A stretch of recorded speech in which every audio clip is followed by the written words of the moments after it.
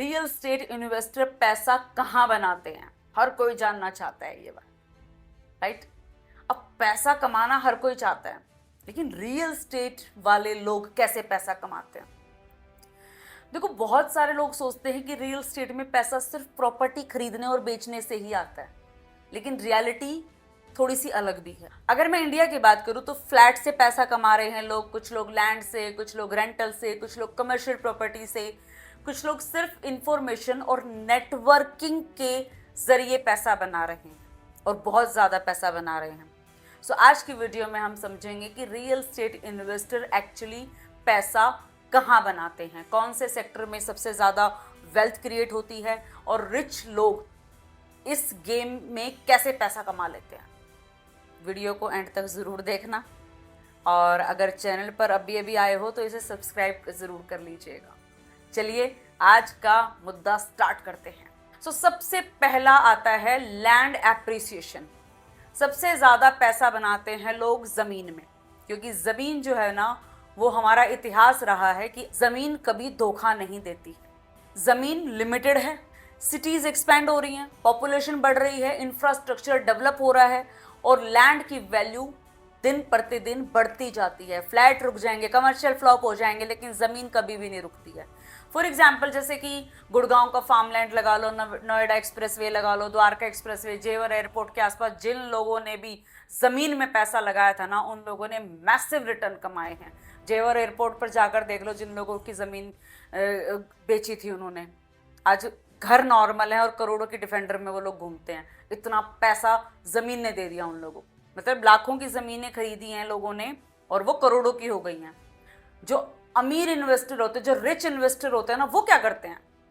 देखो, वो प्रेजेंट में नहीं जीते हैं, वो फ्यूचर में जीते हैं। इसीलिए वो प्रेजेंट नहीं खरीदते, वो फ्यूचर खरीदते हैं। समझ आई ये बात?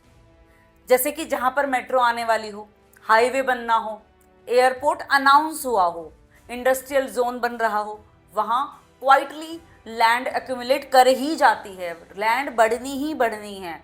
10-10 हज़ार रुपए के प्लॉट जाकर 1.5-2 लाख रुपए के वाले प्लॉट बन जाते हैं। ठीक है, ये तरीका होता है आपका रियल एस्टेट से पैसा कमाने का, जमीन से। सेकंड, रेंटल इनकम से। देखो भाई, दूसरा मेजर इनकम सोर्स रहता है रियल एस्टेट में rental income. Rich investors passive cash flow build करते हैं कि भैया हमने इतने की प्रॉपर्टी खरीद ली, इससे हमें मंथली इतना रेंटल आता रहेगा।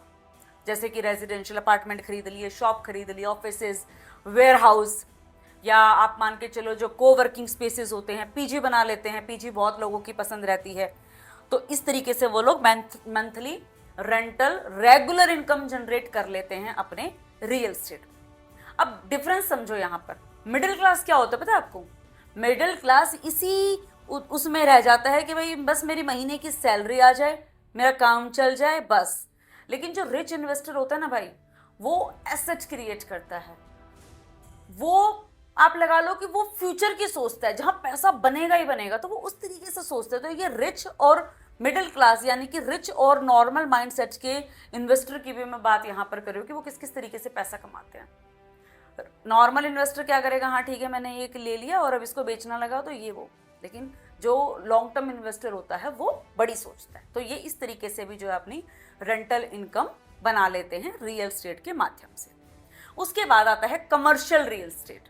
कमर्शियल रियल एस्टेट जो है वो अलग ही तरीका है। जैसे कि मान लो लोगों को रेंटल इनकम, प्री रेंटेड चीज़ें आ जाती हैं, जैसे कि 5% पे कोई प्रॉपर्टी चढ़ा दी, 5-7 करोड़ का बजट है, बैंक ले लिया। प्री लीज प्रॉपर्टी, जैसे कि मान लो हल्दीराम, बीकानेर या कोई ब्रांड चढ़ाया मिल जाता है, उस तरीके से लोग अपना रेंटल जो है इनकम जनरेट कर लेते हैं इससे, रियल एस्टेट से। अब इसमें क्या होता है कि जो रेंटल यील्ड होती है ना, वो ज़्यादा हो जाती है। कॉर्पोरेट टेनेंट्स जो हो जाते हैं वो स्टेबल होते हैं, लॉन्ग टर्म की लीज लेके रखते हैं। ये नहीं कि आज आए कल चले गए, नहीं, वो 9-9 साल तक की लीज करके रख लेते हैं। इसलिए कहीं ना कहीं कमर्शियल इन्वेस्टमेंट सेफ भी हो जाती है। जैसे कि मान लो retail shop, office spaces, food court, warehouses, जो इसमें टेनेंट आएगा वो लॉन्ग टर्म रहेगा ही रहेगा, क्योंकि उनकी जो लीज साइन होती है वो 9 साल तक के लिए होते हैं। तो कस्टमर का आप लगा लो कि मान लो अगर कोई प्रॉपर्टी ली है उसने, तो 9 साल तक अपना बैठ के किराया खाना है।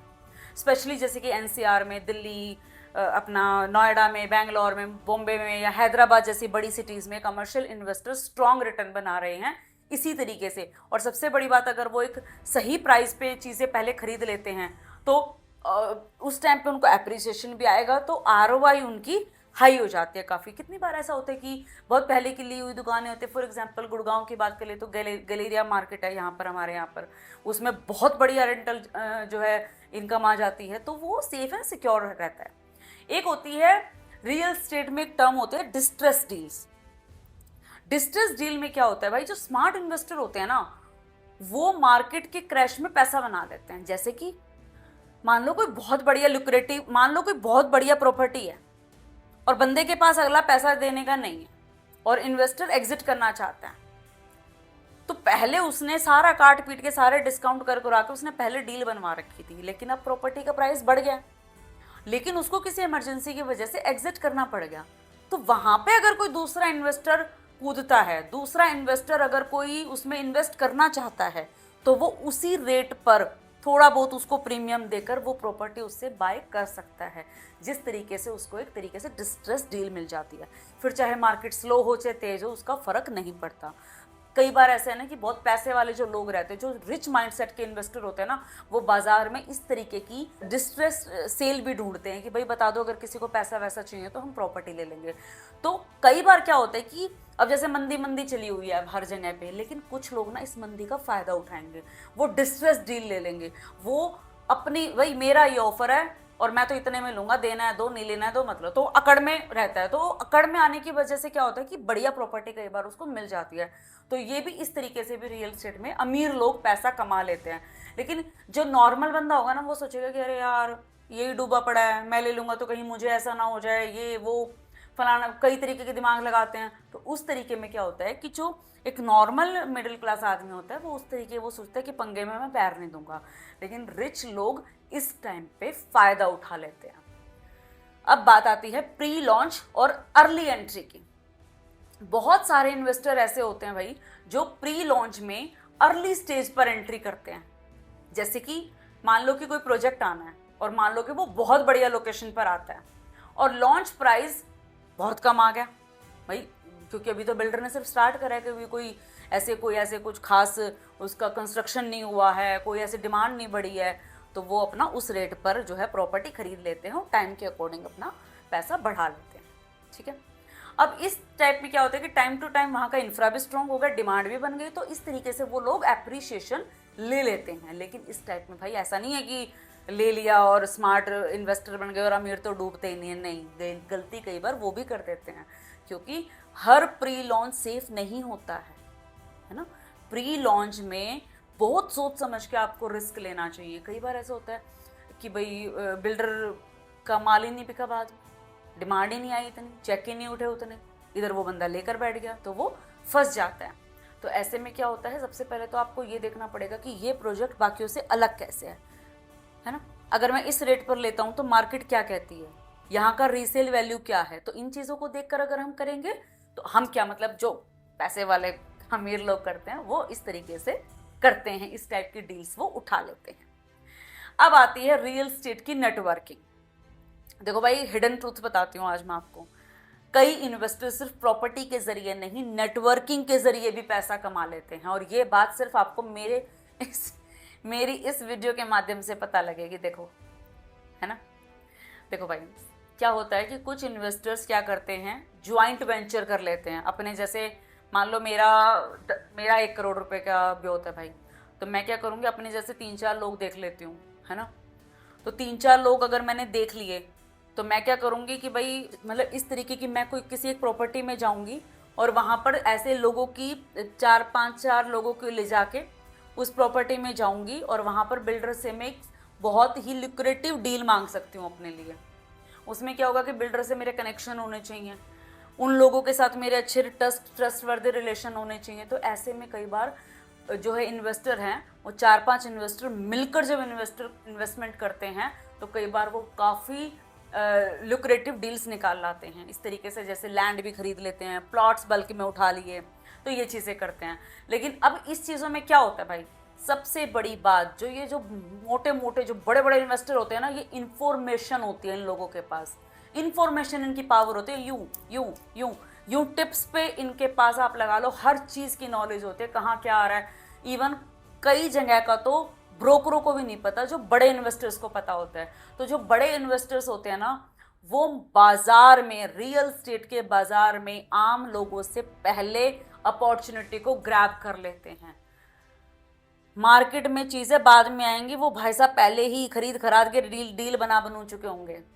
आप समझ रहे हो, ये चीजें होती हैं काफी, और ये ऐसा होता है। और ये कहीं ना कहीं एक बहुत ही तरीके से देखा जाए तो एक मतलब मार्केट से बिल्कुल खींच तान के रेट लेकर आते हैं वो, इसीलिए वो लोग बेनिफिट ले लेते हैं।